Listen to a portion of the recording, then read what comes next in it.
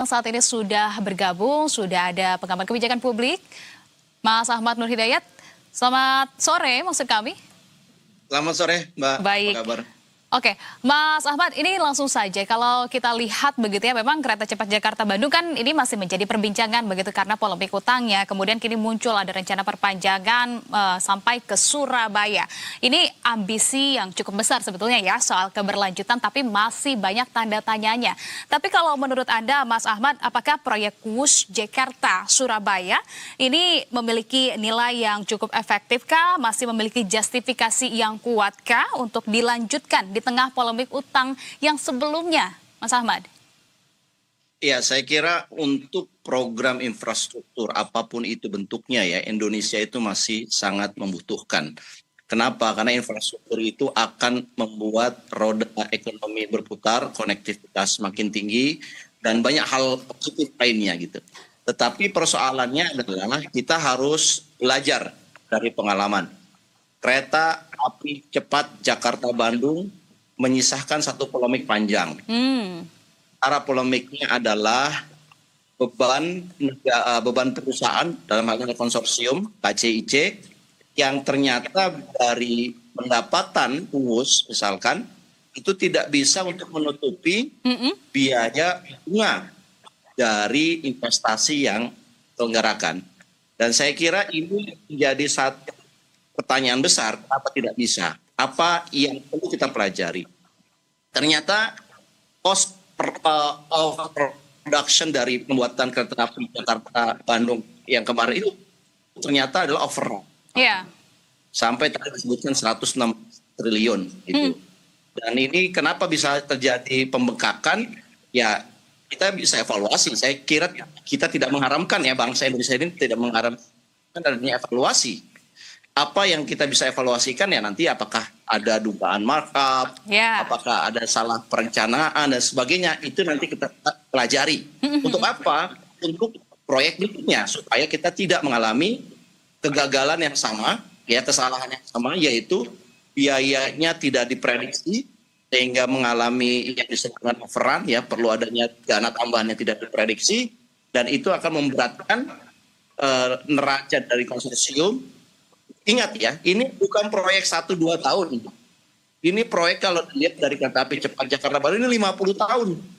Jadi ini selama 10 periode presidenan. 5 kali 10, 50 tahun. Tentunya kita nggak boleh asal serampangan dalam memutuskan yang sifatnya proyek jangka panjang begitu. Iya, itu kan sebetulnya isu markup itu kemudian menjadi sorotan juga begitu ya setelah hutang yang kita lihat ini juga cukup membengkak. Namun apakah memang terkait dengan biaya operasional yang tadi disampaikan oleh Anda sepertinya belum cukup begitu ya untuk menutup terutama adalah dari hutang. Tapi kalau dari operasionalnya sendiri apakah memang karena jangkanya ini terlalu pendek masih belum cukup begitu ya untuk kemudian kita menilai bahwa hasil dari WUS ini dari secara operasional begitu ya dari tiket-tiket dan juga penjualan sebagainya memang masih terlalu pendek begitu ya. Bagaimana dengan 10 tahun kemudian atau memang masih walaupun 10 tahun ini masih belum cukup begitu loh Mas Ahmad untuk menutupnya? Iya benar ya bahwa satu proyek besar itu tidak bisa diukur di dalam periode yang singkat. Tentunya ada banyak adjustment nanti yang akan terjadi. Tetapi kita kan bisa melihat ya dari sisi okupansi ya. Karena ini kan sifatnya adalah business to business. Kita lihat okupansinya ternyata masih 50% dari kapasitas yang sebetulnya bisa dioptimalkan. Kenapa 50%? Ya, ini padahal harga kalau kita mau jujur, harga kereta api cepat itu sudah disubsidi. Ya, di level 150 sampai 350 ribu itu sudah subsidi. Kalau mau angka keekonomiannya itu sebenarnya angkanya 600 ribu. Ini sudah disubsidi, tapi okupansinya masih 50%. Inilah yang menyebabkan salah satunya kenapa secara neraca di jangka pendek, kita melihat ada gap besar. Ya katakanlah di tahun 2025 ini diprediksikan sekitar 1,2 triliun. Sementara bunga yang harus dibayarkan 2,2 triliun. Ada gap sekitar 800 sampai 1 triliun. Ini bagaimana cara bayarnya? Dalam kacamata konsorsium ini persoalan serius. Nah, tetapi memang begini, kalau seandainya desain dari kereta api cepat itu sudah optimal, katakanlah ada TOD, ya, wilayah-wilayah yang belum dikembang, properti-properti di sekitar stasiun WOS yang belum berkembang. Katakanlah itu di kemudian hari akan dioptimalkan. Mungkin saja mengenerate tambahan income. Tetapi untuk meningkatkan TOD tadi, ya, reinvestasi kembali kan butuh investasi lagi. Nggak bisa kemudian itu langsung jalan, karena ini kan masih sangat kasar sekali infrastrukturnya. Nah, berarti kita menambah lagi capex-nya untuk sesuatu revenue yang sebetulnya diharapkan untuk menutupi capex yang sebelumnya. Jadi secara finansial ini memang sudah problematik. Ya, saya kira solusinya memang memperpanjang tenor itu bagian dari solusi untuk jangka pendek. Tetapi ini perlu ada satu solusi jangka panjangnya. Apa yang membuat investasi kereta api Jakarta-Bandung itu bisa mengenerate? Apakah kemudian masyarakat diberikan tidak ada pilihan untuk ke Bandung selain menggunakan kereta api Jakarta cepat? Nah, itu kan paling kanibal berarti. Keep in mind. Oke. Kereta api Jakarta-Bandung udah ada. Baik. Oke, baik. Oke, Mas Hidayat, kita masih akan membahas, namun kita akan jeda terlebih dahulu karena kita akan mendengarkan azan maghrib terlebih dahulu. Baik pemirsa, selamat menunaikan ibadah sholat maghrib bagi wilayah DKI dan juga sekitarnya. Dan kita akan langsung melanjutkan perbincangan bersama dengan Mas Ahmad Nur Hidayat selaku pengamat kebijakan publik. Mas Ahmad tadi menyambung jawaban yang tadi Anda sampaikan, begitu apakah kemudian tidak ada akomodasi lain menuju Bandung ataupun Surabaya yang jauh lebih cepat begitu ya. Nah, kalau kita lihat ini sebetulnya banyak juga pihak-pihak yang kemudian ada yang menolak, ada juga yang pro begitu ya terhadap dari kelanjutan ini sampai dengan ke Surabaya begitu ya, ada multiplier effect, tapi ada juga yang mengkritisi bahwa ketika proyek ini dilanjutkan ke Surabaya dengan alasan cukup tidak realistis begitu, tidak ada urgensitas dan juga beresiko tinggi juga Mas Ahmad secara finansial karena akan berdampak juga terhadap penerbangan yang kita tahu sudah ada begitu ya, nanti akan tumpang tindih begitu ya dengan jalan tol yang kemudian semakin sepi. Nah, terkait dengan hal ini resikonya akan seperti apa sih Mas Ahmad? Iya, jadi kita ini dalam merencanakan kereta api Jakarta Surabaya itu harus punya prinsip bahwa menambah investasi ini bukan melakukan kanibalisasi terhadap infrastruktur publik lainnya. Bahwa jalan yang tol itu kan sudah nyambung ke Surabaya. Ini kan sudah nyaman sekali jalan tol itu. Belum lagi juga ada alternatif kereta api yang juga semakin nyaman. Bagaimana KAI memperbaiki diri luar biasa. Belum lagi ada efisiensi tarif pesawat terbang. Nah, kalau kemudian dalam asesmen ternyata kereta api cepat ini mengganggu infrastruktur publik yang sudah kita punya, ya sebaiknya kita mencari cara lain ya untuk membangunnya itu mungkin tidak dengan harus Jakarta Surabaya misalkan, mungkin kita bisa fokus ke wilayah Sumatera yang belum ada infrastruktur kereta api yang memanjang di sana misalkan. Di luar Pulau Jawa ya? Berpikirnya ya di luar Pulau Jawa, di Sumatera, di Kalimantan, di Sulawesi. Sehingga kita berpikirnya adalah ini bukan redundansi atau saling memakan. Ingat, kereta api KAI Jakarta Surabaya yang sudah ada itu milik kita juga loh. Milik bangsa Indonesia.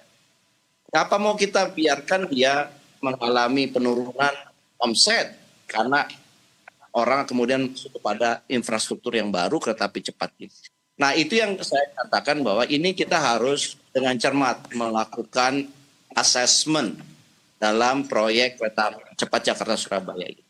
Kalau kemudian desainnya saling memakan, ya saya kira sangat amat bodoh kita kalau mau melanjutkan program ini, apalagi dengan investasi dari luar. Tapi kalau seandainya investasi kemudian ini kereta api cepat ini ya kemudian dikompensasi dengan adanya wilayah-wilayah baru yang belum berkembang secara ekonomi, nah saya kira itu boleh dipertimbangkan.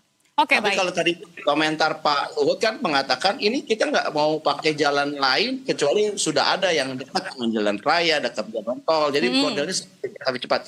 Nah ini kan bukan jadi kanibalisasi. Dan kanibalisasi ini tentunya akan merugikan kita, infrastruktur yang sudah ada, dan juga merugikan investasi yang bangun ini karena dia nggak akan bisa bersaing optimal. Ya, karena kita sudah berinvestasi besar juga begitu ya pada infrastruktur yang sudah ada sebelumnya. Nah, tapi kalau kita berbicara, katakanlah pemerintah tetap akan melanjutkan proyek ini begitu ya sampai dengan ke Surabaya. Begitu kalau kita berbicara dampak juga kan harusnya transportasi ini kan tidak kemudian balik modal begitu ya, soal balik modal, tapi juga soal manfaat sosialnya, ada kemudian juga mobilitas dan juga produktivitasnya. Kalau kita lihat dari kemacetan begitu akan memangkas hal tersebut, tapi dampak multiplier effect-nya yang kemudian akan dirasakan oleh masyarakat, dan sebaiknya skema yang dilakukan terhadap pembiayaan dari pemerintah ini harusnya seperti apa, Mas Nur Hidayat? Kasih pilihan begini, Mbak Anissa ya. Kalau kita mau ini berjalan tetap di Jakarta, Surabaya, pilihannya adalah bisa nggak negara tidak ngasih subsidi? Bisa nggak ini dilepas aja dengan harga pasarnya? Jadi biarkan mereka bersaing aja dengan infrastruktur milik publik yang lainnya. Misalkan memang kereta api cepat ini karena kebutuhan buat masyarakat elit, katakanlah, mereka ingin cepat, ya sudah diberikan harganya itu harga keekonomian.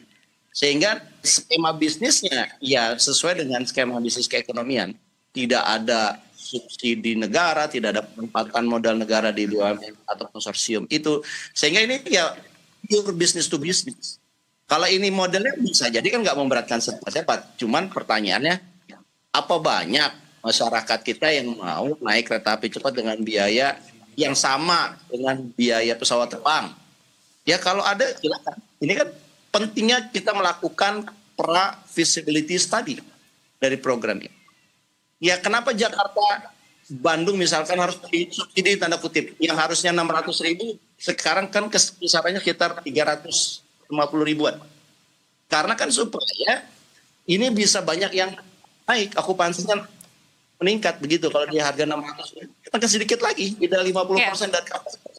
Nah ini yang saya ingin katakan, oke lah, pasti mari kita pasang akal sehat kita.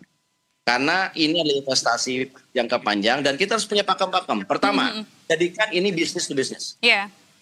Yang kedua, haram hukum yang menggunakan APBN.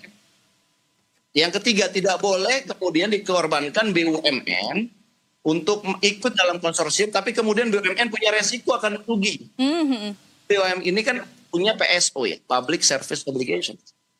Kalau bisnis to bisnis ya saya kira ya bisa saja misalkan diserahkan kepada non BUMN ketemu sama konsorsium negara lain misalkan China, silakan lakukan FS-nya dengan baik. Kalau mereka ketemu FS-nya silakan saja. Saya kira kita tidak pernah menghindari investasi dari negara lain, negara manapun. Oke, baik. Sebetulnya sangat beresiko sekali juga begitu ya ketika memang menggunakan dana APBN maupun juga melibatkan dari yang tadi Anda sampaikan juga. Tentunya ini juga menjadi catatan begitu ya agar kemudian bisa dilihat jauh lebih matang terhadap resiko-resiko yang ada ketika akan dilanjutkan sampai dengan ke Surabaya. Terima kasih kalau begitu atas pandangan yang sudah dibagikan bersama dengan kami di Berita Satu Utama, Mas Ahmad Nur Hidayat. Salam sehat selalu, sukses selalu untuk Anda. Salam sehat, terima kasih. Assalamualaikum. Waalaikumsalam.